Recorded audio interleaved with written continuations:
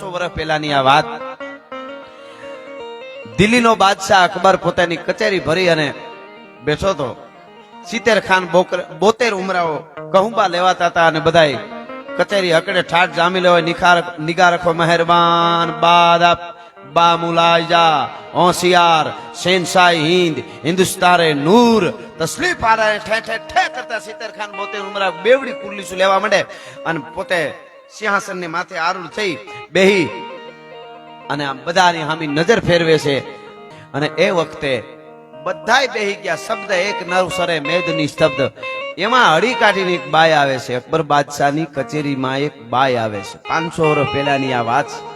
450 500 વર્ષના વાણા વીતી ગયા છે. અકબરની કચેરીમાં બધાય જોઈ રહ્યા. એટલી સિક્યુરિટી, એટલો કોઈનાથી રજા વગર લેવા નીકળાય નહીં. એમાં હળી કાઢીને કેવી રીતે બાય આવી ગઈ ખબર ન રહી. જહાપના મને ન્યાય આપો. દિલ્હીના બાદશાહ મને ન્યાય આપો, ન્યાય આપો. શબ્દ પૂરો થયો ત્યાં બાય આવીને ઉભી, એની પાસે આવીને એક પુરુષ ઉભી ગયો અને માંડ્યો આડા હાથ કરવા. પાછી વળ બોલતી નહીં કાંઈ.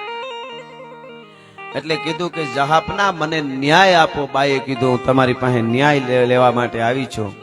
તે હારે એનો પતિ જે આવ્યો હતો એ નરાધમ માણસ હતો. એ પતિ બોલવા ગયો કે એની વાત સાંભળતા નહીં બાદશાહ જહાપના, એની વાત સાંભળતા નહીં. ઈ તો છે ને એટલો શબ્દ.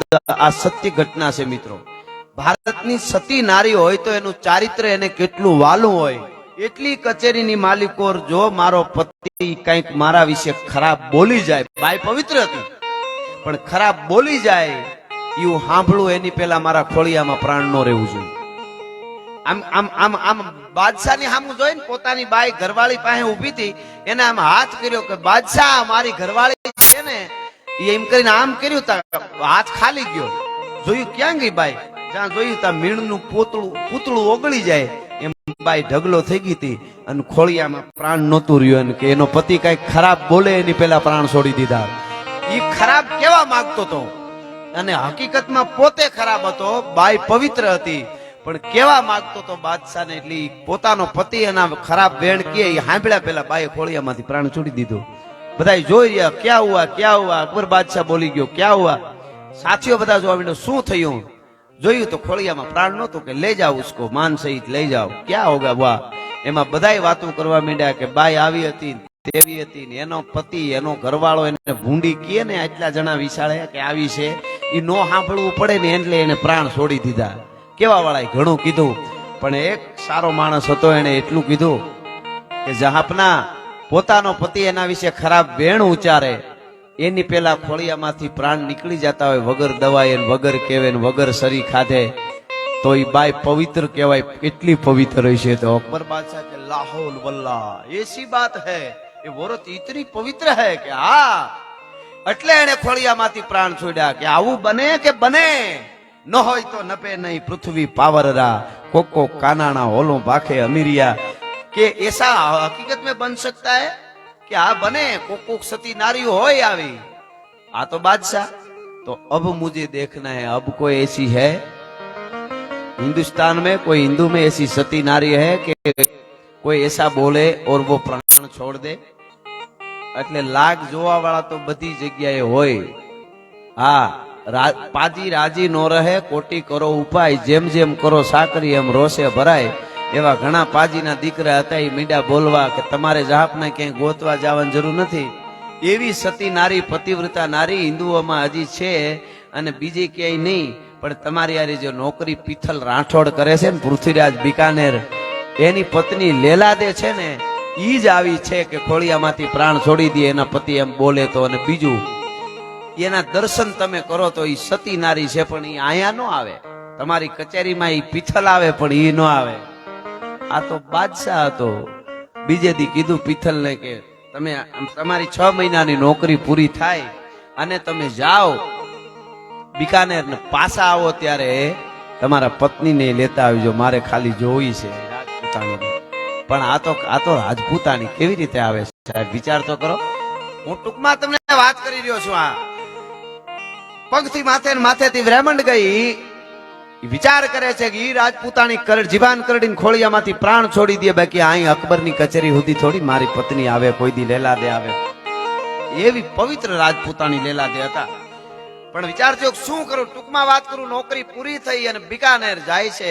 પણ બિકાનેર જ્યારે જાય છે ત્યારે વારે ફેરે જે પોતે ઘરે આવે પિથલ પૃથ્વીરાજ રાઠોડ, અને આ વખતે આવ્યો એના શેરામાં ઘણો બધો ફેર હતો.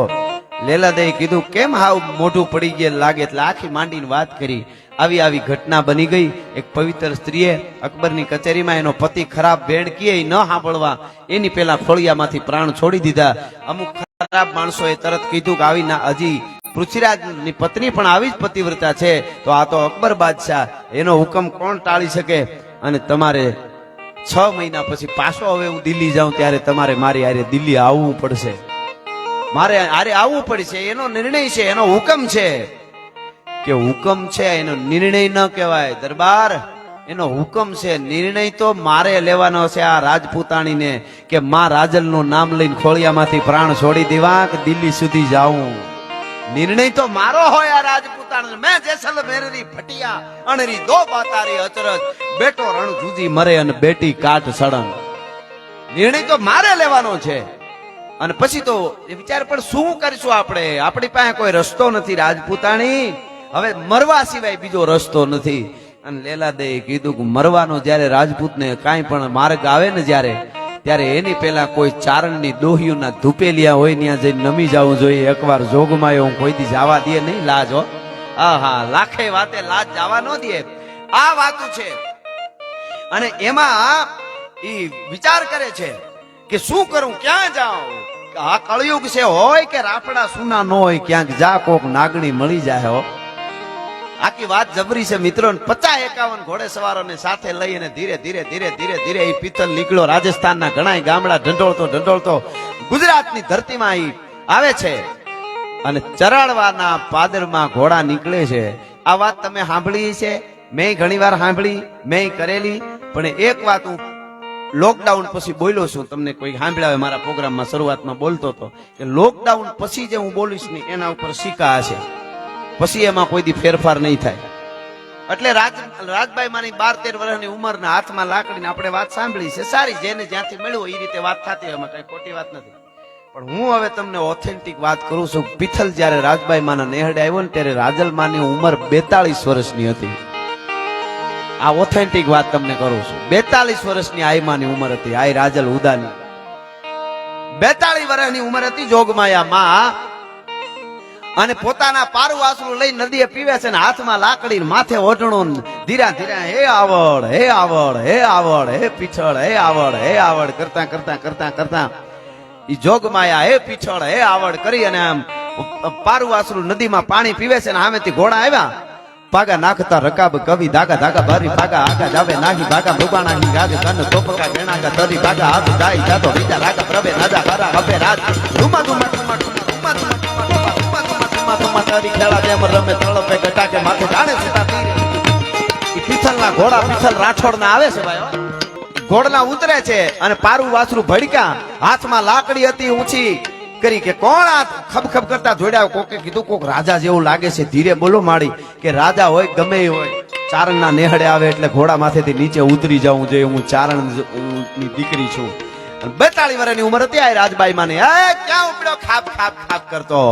પણ ઈ કપાળ, ઈ તેજ, ઈ ઓઢણું, ઈ હાલવું, ઈ પહેરવા, ઈ ચારણ આ રાજબાઈ માનો જોઈ ખબર પડી ગઈ કે નાગણી ગોતવા નીકળ્યો તો પણ મારી માં લોબડિયાળી જડી ગઈ હો. આ માનું કપાળ, આ માનું તેજ, મને લાગે છે કે મારે હવે ધક્કો બીજે ક્યાંય નહીં થાય.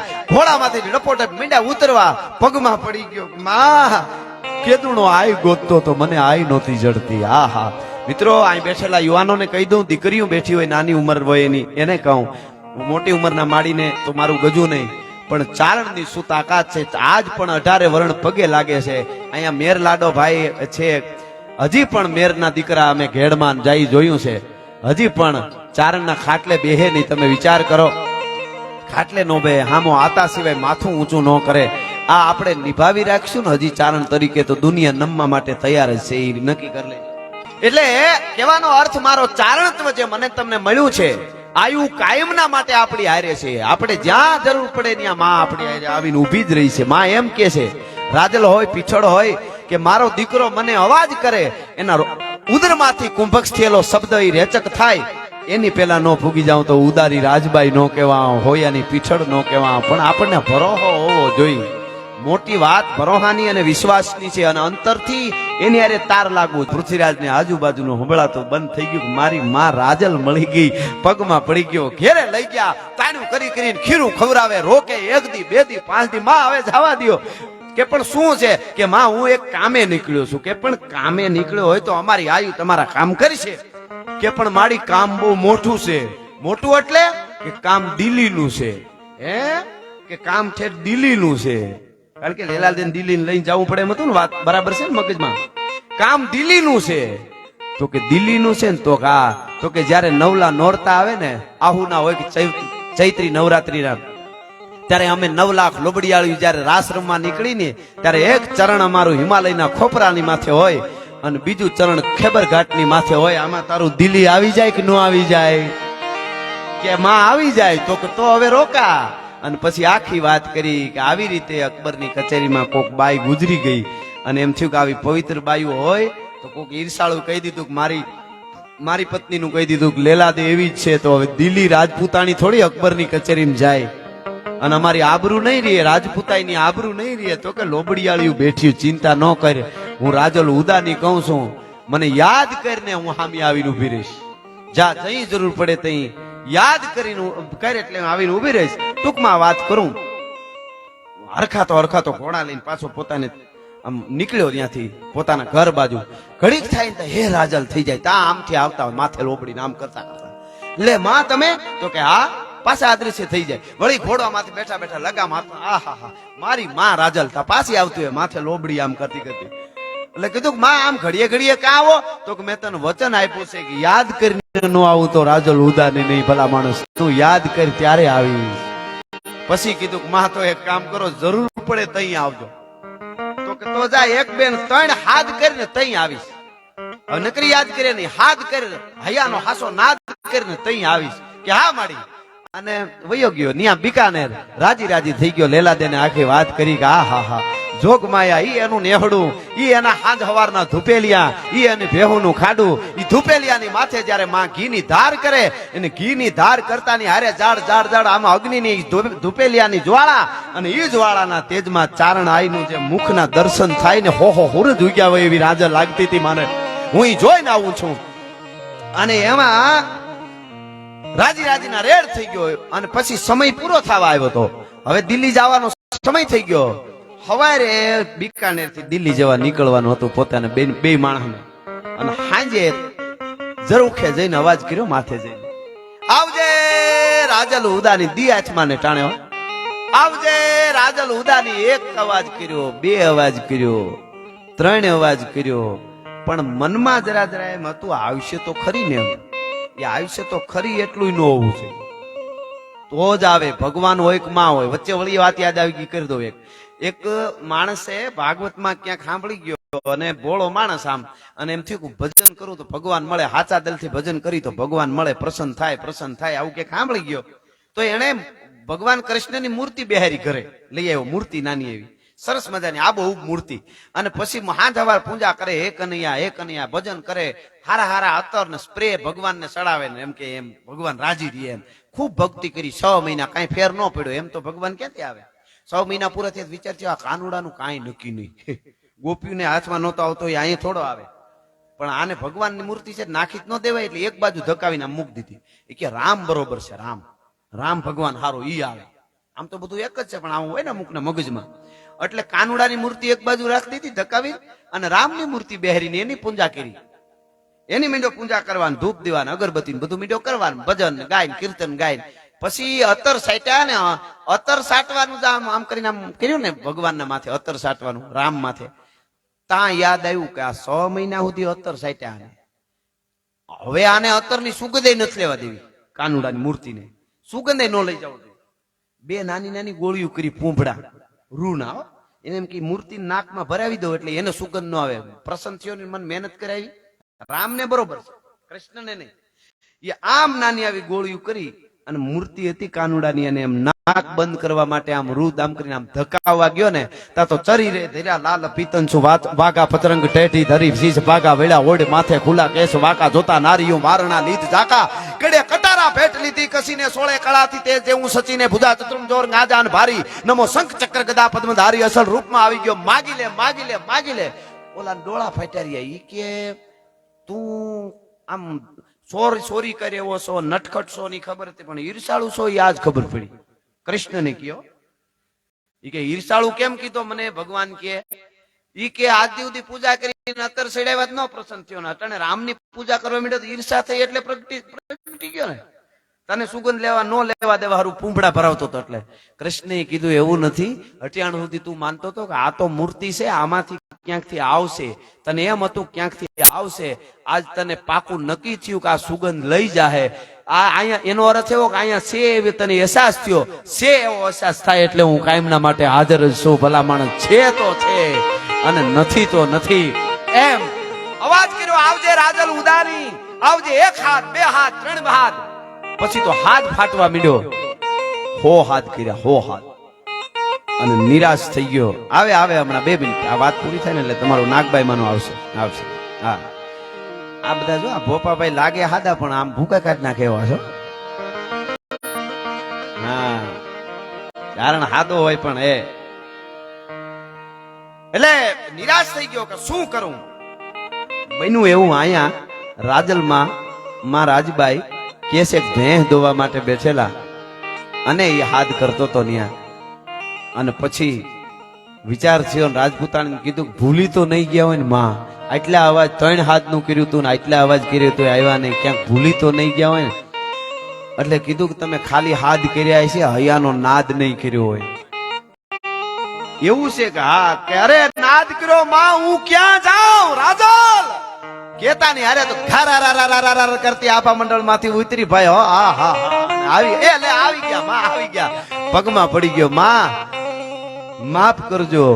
મને એમ થયું કે હવે માં ક્યાંથી આવે કે તારો બરાબર અવાજ હતો પણ એમાં થોડીક શ્રદ્ધા બહુ નહોતી ને હું ભેંસ દોવા બેઠી હતી એટલે મારે વાર લાગી થોડીક આવવામાં. પછી તું મનમાં જે દુઓ કેતો હતો ને કીત દિલી કીત આગરો કીત સરાડો સપે, તે કીધું કીત દિલ્હી તો હું દિલ્હી ગઈ, તું જે ગામનું નામ લઈને કે ત્યાં જવા બંધાણી છું. કીત આગરો એટલે આગરે ગઈ, કીત ચરાડો સપેર એટલે પાછી ચરાડવા ગઈ, અને પછી હું અહીંયા આવી છું એટલે વાર લાગી છે. મિત્રો વાત આખી જબરી છે.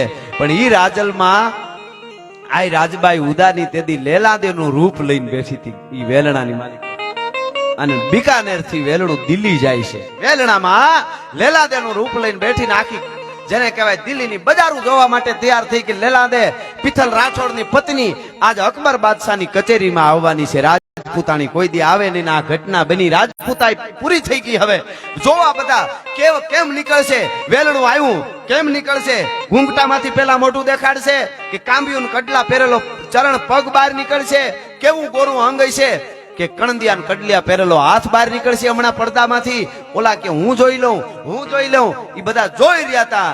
અને આમ અકબર બાદશાહની સામે આવી અને માણસો હતા ને આમ કરીને આમ પડદો વેલડાનો જે આઘો કર્યો ને તો આ તો ખા ખા ખા ખા ખા ખા કરતી જેને કહેવાય નીકળી રાજલભાઈ. આ હા વૈશાખ શુક્લ સૌદસ વિશાલ રવિ હોત ગત ગસ કાલ પ્રહલાદ કહીને કરુણા પુકાર થરાઈ થંભ તપ પરિદરાર થર હરત તંભ ડગમગિત ગ્રહ હલ ફલિત ભૂમિ ઠરિંગ અસુર દેવ રટી ગયો શ્રી રામ પ્રહલાદ લિપટ ગયો ત્યો ફડડ ફડાકા સાથ આજ લોહ તમ ફટી ગયો કરત કરાકા ધરા દસગઈ ધડાકા સાથ માનો બ્રહ્માંડ સો પ્રચંડ ગંડ ફૂટી ગયો છૂટી ગયો પૃથ્વી કો પલો રવિરથ હટી ગયો પ્રકૃતિ પ્રવાહ મુક્ત ઉલટ પટી ગયો દટી ગયો દિગેશ દલ અંબુથી ઉલટ ગયો શેષ ફટી ગયો કોરમકટ કટી ગયો અને રટી ગયો શ્રી રામ પ્રહલાદ લિપટ ગયો ત્યો ફડડ ફડાકા સાથ આજ લોહ તમ ફટી ગયો સિંહણ નું રૂપ લઈને આવી ઘા ઘા ઘા કરતી અકબર બાદશાહ ઉભો થયો, ભાગવા ગયો, સીતો પાટ પડ્યો, સિંહણ નું રૂપ ને હાથમાં તરહુળ, અને આમ કરીને આમ જ્યાં ઘા કરવા જાય તાર આડ ફાટી ગઈ. મૈયા મુજે માફ કર દે.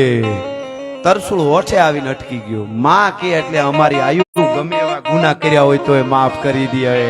એક વાર કહી દે માં મને માફ કરી દે. અને પછી કીધું કે કોઈ હિન્દુસ્તાનની દીકરી હામી આંખ બગાડીને દિલ્હીના કાંગરાને ઊંધા નો નાખી દઉં તો હું રાજલ ઉદાની નહીં. દિલ્હીના ત્રીજે દરવાજે અકબર બાદશાહી કહે છે કે મંદિર બનાવરે એવું તું ન કરી હારો જરાય નહોતો, પણ એને બીક હતી કે આ માં નલઢીઓ સોટી જાય ને પ્રાણ કાઢી લે. હા, એવી ભગવતી તેદી પિથલની એને લાજુ રાખી. તમે વિચાર કરો, માના ઉપર ભરો હોય તો એમ લાજુ રાખવા માટે આવે.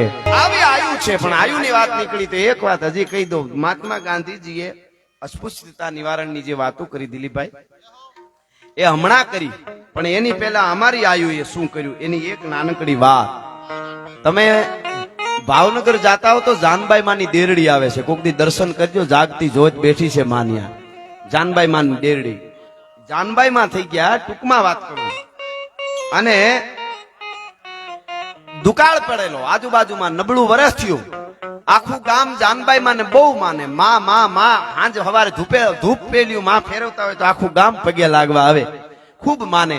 એટલે આખું ગામ ભેળું થઈને કીધું કે માં હવે આપણે ડેરડી છોડવું પડશે, હમણાં ગરમાં વયા જઈએ, આપણા માલ ઢોર પાણી નથી, માણસના માટે તો છે, હવે મેં થયો નથી એટલે ગરમાં ભેવું ઢોર ને લઈને, કારણ કે પાણી પીવા પૂરતી માણસને છે, માલનું પાણી રહ્યું નથી, તો આપણે આ ડેરડી છોડવું પડશે. હાથમાં લાકડી લઈને ઊભી થઈ ડોહીઓ, અને આખા ગામ વાહ હાલતું થયું. મારી માં શું કહે, ગામના ચોકમાં જઈને લીટો કર્યો, આમ કરીને આમ ધૂળમાં લીટો કર્યો કે અહીંયા વાડી ગાળો, કૂવો ગાળો, પાણી થાય. અરે માં, નદીના પટમાં બધા ગાળી ગાળી થાકી ગયા, આજુબાજુના ગામડા વાળા.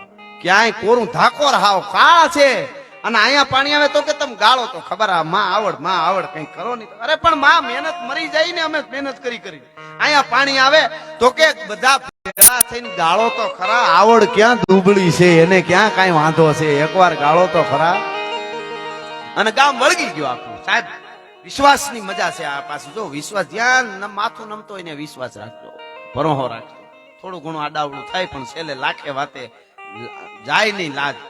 એટલે મીંડા ગાળવા ટૂંકમાં, અને મહિનો જે કાંઈ 2 મહિના સમય જે લાગ્યો હોય, અને વાય માંથી ભેખો માંથી ધોધ છૂટ્યા પાણીના. આખું ગામ રાજી રાજી થઈ ગયું. જાનબાઈ માની જય, જાનબાઈ માની જય, ચારણ આઈની જય. માં તમે અમને બચાવી લીધા, નકર ગામ છોડવું પડે, માલ ઢોર બધાઈને. અને પછી માં જાનબાઈ કીધું કે આખું ગામ આ કુએથી પાણી ભરશે. હું કે વિરોધ કર્યો કે ભાઈ બધા ન ભર્યા તો કોઈને ઘરે ક્યાં આવે છે, આ તો કુવો છે, અહીંયા બધાનો હક છે. કોઈ પણ વરણ હોય, દેવી પૂજક હોય તો ભલે વાલ્મીકી સમાજ હોય કે દલિત હોય કે દરબાર હોય કે આયર હોય, ભરવાડ હોય, ચારણ હોય, પાણી આ એક કુવામાંથી ભરવાનું છે બધાને. કોઈ ના ન પડાય. માનું વેણ કોઈ વાળી ન હી ગયા, પણ થોડોક સમય ગયો એટલે માનો દીકરાને કઈક તાવ ને બહુ આવતું હતું. રાણા બાપો કરીને જુવાન દીકરો, જુવાન જોત દીકરો, રાણોભાઈ કરીને માતાજીનો દીકરો જાનબાઈ માનો, એને મજા નહીં ને. એમાં ગામમાં બધા ભાઈ બધું અમુક હોય ને એવા કેવા વાળા ભેળા થયા ને એને કીધું કે તારો તાવ હવે ઉતરશે નહીં રાણા. એ કે કા? તો કે તારી ડોહી એ બધું ભેળવી દીધું ગામ આખું. જો ની આખા ગામ ને આમાં દલિત પાણી ભરે ને આમાં દેવી પૂજક ભરે ને વાલ્મીકી સમાજે ભરે ને આપણે બધા ભરી પૂરું થઈ ગયું. હવે કોઈ દી હાજી તું હાજો થવાનો નથી, તું મરી જાય. અને મગજ છટકો રાણાનો, એનો દીકરો હતો માતાજીનો, રાણો જાનબાઈ માનો દીકરો. ઘરે આવીને અવળું ફરીને બેહી ગયો ખાટલે. રાણા બેટા તારી તબિયત કેમ છે? તો જરાય હારી નથી. બેટા થોડું ખાઈ લે. નહીં તો કે નથી ખાવું, તમે ખાઓ, મળે ન ખાવું. અરે પણ કા બેટા આમ શું કામ આવું કરે છે? બેટા ખાઈ લે, થોડું ખાઈ લે મારો દીકરો, તને તાવ આવ્યો છે, નકર તને અળશક્તિ આવી જાય તો માં હું મરી જાય હવે. અરે મારો હાવજ, મારો દીકરો આવું કાંઈ બોલ, આવું શું કામે બોલે છે? તો મરી જાય હું એમ. તો કે બસ ત્યાં ગામ ભેળવી દીધું આખું, એક જ કુવામાં આખું ગામ પાણી ભરે છે, એટલે હવે તું હવે હું મરી જાય. તને આવું કોણ કહે છે? તો કે ઘણાય કહે છે. તો કે એવો નો સાંભળવાનો હોય, આપણે ચારણ છે, આપણા માટે બધા હરખા. અને આ કુવો છે, ગામનો કુવો છે, અને ભગવાને માં આવડે પાણી દીધું છે, અને બધા પાણી ભરે. બેટા આવું ના બોલાય, પાપ લાગે. અને ઈ વખતે કીધું તો હવે તું મારું નહીં માન માં. આ ભાલું લઈને થયો ઉભો રાણો માનો દીકરો.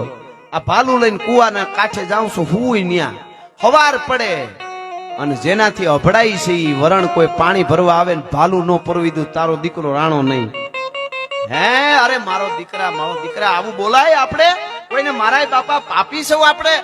અરે માં હવે તારું કઈ બોલવાનું નહીં હાલે. હવારમાં જો દલિત કે દેવી પૂજક કે વાલ્મીકી સમાજનું કોઈ, કારણ કે આજુબાજુના જે સડાવા વાળા તેને બરાબર સડાવી દીધું. તને પાજી હતા ને એને વાહડો વધે હો ગજ તોય પોલે પોલું એમ ગોલાને બેહારો ગાદીએ તોય અંતે ગોલે ગોલું એવા જે સડાવવા વાળા હતા એને સડાવી દીધેલો એટલે કીધું કે માં હવારમાં જો જાઉં છું વાવે કુએ જો આ ભડસેટ વાળા કોઈ આ પાણી ભરવા આવે ને ભાલું ન પૂરવી દીધું મારું નામે રાણો નહીં હો આટલું કીધું ડોહી ઊભી થઈ ભાઈ હા હા હા હા જોજો કોઈને એમ ન માનું કે અમારી આયુ અમારી માવડીઓને અમે એક જ વાલા હોય વરણ કોઈ હોય શ્રદ્ધા હોય અને તમે જો આવતા હો ઊભી થઈ ડોહી હે રાણા મારી નાખવાનું કેસો મારો દીકરો થઈને કે આ મારી નાખું ભાલું થઈને હવારનો સૂરજ ઉગે અને જો કોકને ભાલે ન પરવી દઉં તો તારો દીકરો રાણો નહીં અને તેદી માં બોલી જાનબાઈ હવારનો સૂરજ ઉગે તઈને તો કે હા હવાર સુધી જીવતો રહેવા દઉં તો તારી માં જાનબાઈ નહીં જા હા હા હા તમે વિચાર કરો આ અમારી આયુ કર્યું એટલે ચારણ ને પગે લાગવા આવે છે દુનિયા કે ઈ આઈને બધાય હરખા હોય હવાર સુધી જીવતો રહેવા દઉં તો ને સાહેબ ફાટી ગયો આંતરડા બહાર નીકળી ગયા શરીર ફાટી ગયું ઉભે રાણાનું દીકરાનું આજ પણ કોક દીક જાઓ બેરડી તો દર્શન કરજો માં જાનબાઈ માનું મંદિર છે અને રાણા આપાનો માના દીકરાનો પાળિયો પણ ત્યાં ઉભો છે કહેવાનો અર્થ એ છે કે અમારી આયુને તો જે ભજે એની હોય પોતાના વાલા નો એવું ન હોય પણ જો અવળા પડે તો ત્રુઠી દિયા દીકરા અને રૂઠી લિયા રાત ઈ ભગવતી છે ઈ માં છે એવી માની વાતો કલાકોની કલાકો સુધી થાય પણ છેલ્લે ભાઈ આલભાઈ ક્યારનો ઉતાવળો થાય છે એમના ખાસ મિત્ર આફ્રિકાથી જોવે છે ને પ્રોગ્રામ આફ્રિકાથી બોલો સાંભળે છે અને એમની ફરમાઈશ સોનબાઈ માની છે રિયાઝભાઈ ખોજો છે એમને જોરદાર તાળીએથી વધાવો ત્યાંથી સાંભળે છે યાર અને એને ડોનેશન પણ મોકલ્યું એટલા માટે આ સોનબાઈ માનો મને ગમતો એક ભાવ છેલ્લે કઈ મારા શબ્દોને વિરામ આપીશ કે ભગવાન જેવી ભેળિયાળી માત સોનંદ તું મયા ચરણે નમીશ તું જોગ માયા ધૂપ દીપ ચરણે કરે મૃતલોક ના હો માનવી તને હજારો વર્જુ કરે આભવાલા જળ હળે જોતું જોગ માયા ધૂપ દીપ ચરણે ધરે મૃતલોક ના હો માનવી તને હજારો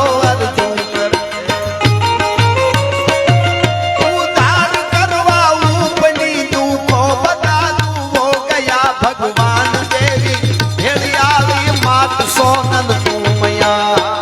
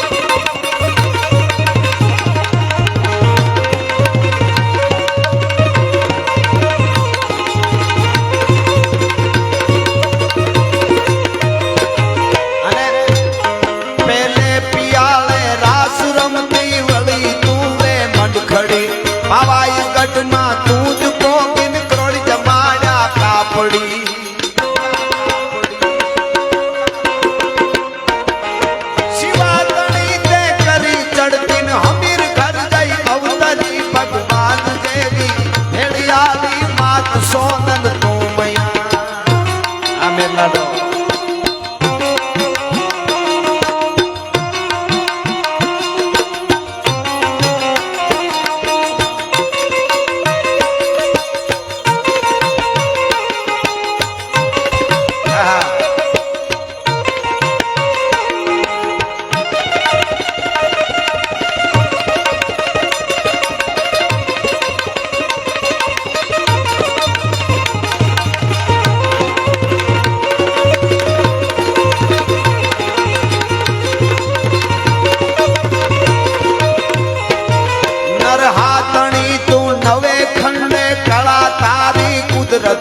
હવના હૃદયમાં રમે હોનન અણુ અણુમાં ઈશ્વરી નહીં રાવણ ના તે શીશ ખેંચાન ખબર લઈ ભેડી કરી ઈ સમયથી આ સમય અઘરા સમયથી આ સમય અઘરા ભૂત દૈતા ભરખિયા ભગવાન દેવી ભેળિયાળી માત સોનલ તું મયા